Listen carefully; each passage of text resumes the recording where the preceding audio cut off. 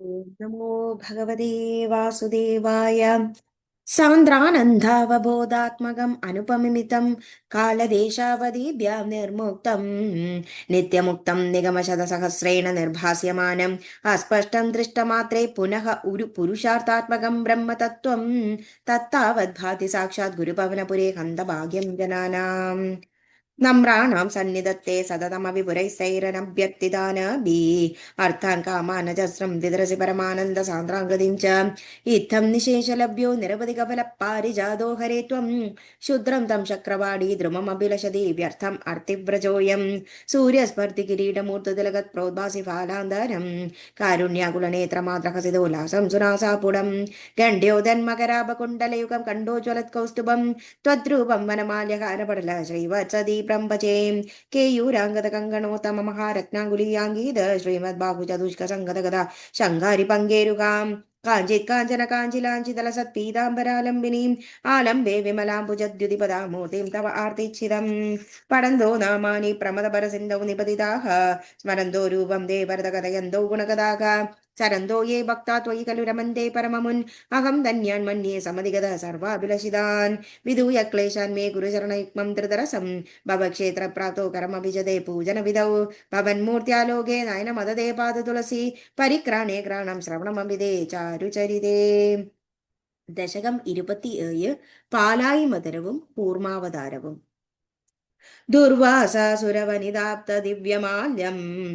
चक्राय स्वयमुपदाय तत्र भूयः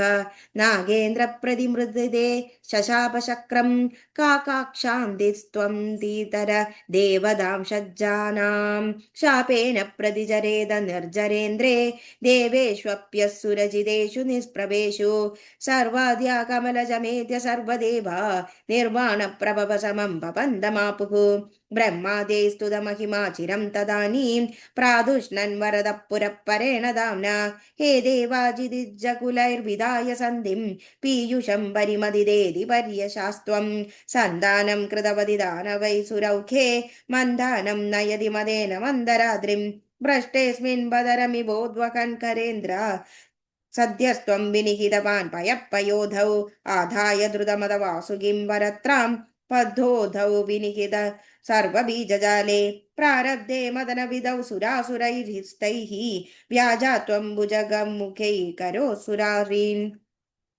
शुब्धाद्रौ क्षुभितजलोदरे तदानीं दुग्धाब्धौ गुरुतरभरदो निमग्ने देवेषु व्यदिततमेषु तत्प्रियैषी प्राणैषी कमडधनुं कठोरपृष्ठां वज्रादिस्थिरधर कर्परेण विष्णो विस्तारात् परिगत लक्षयोजनेन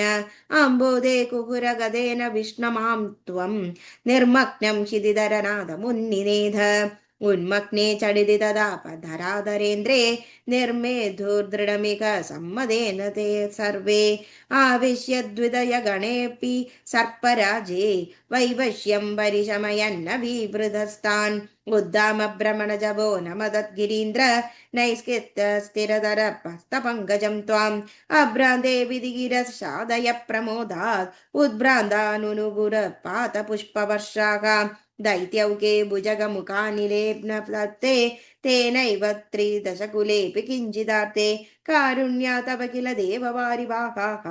प्रावर्षन्नमरगणान् न दैत्यसङ्खान् उद्भ्राम्यद्बहुति नक्रचक्रवाळे तद्राब्धौ चिरमदिदे निर्विकारे एकस्त्वं करयुगकृष्णसर्पराजः सम्राजन् भवनपुरेश पाकिरोगात्. दशகம் 28. லக்ஷ்மி ஸ்வயம்வரவும் அமிர்தோல்பத்தியும்.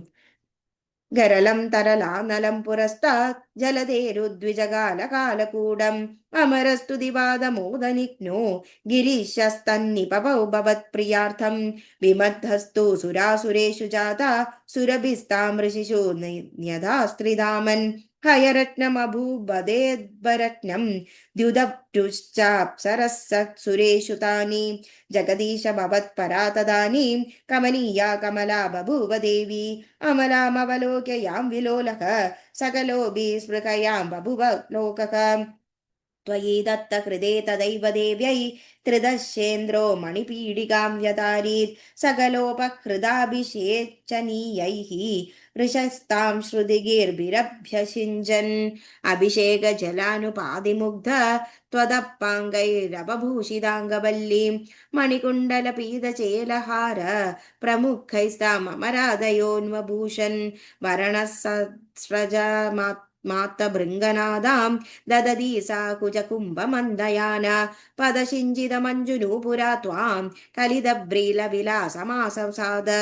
गिरिशद्रुहिणादि सर्वदेवान् गुणभाजोऽप्यविमुक्तदोषलेशान् अवमृश्य सदैव सर्वरम्ये निहिता त्वय्यनयापि दिव्यमाला उरसा तरसा ममातीर्थैनां भुवनानां जननीमनन्यभावां त्वदुरो विलसक्तदीशणः श्रीपरिव्यूष्ट्या परिपुष्टमास विश्वम् अधिमोहनविभ्रमा तदानीं मदयन्ती खलु वारुणी निरागात् तमसः पदवीमदास्त्वमेनाम् अधिसम्माननया महासुरेभ्यः तरुणाम्बुदसुन्दरस्तदा त्वं ननु तन्वन्दिरुदितोऽम्बुरेश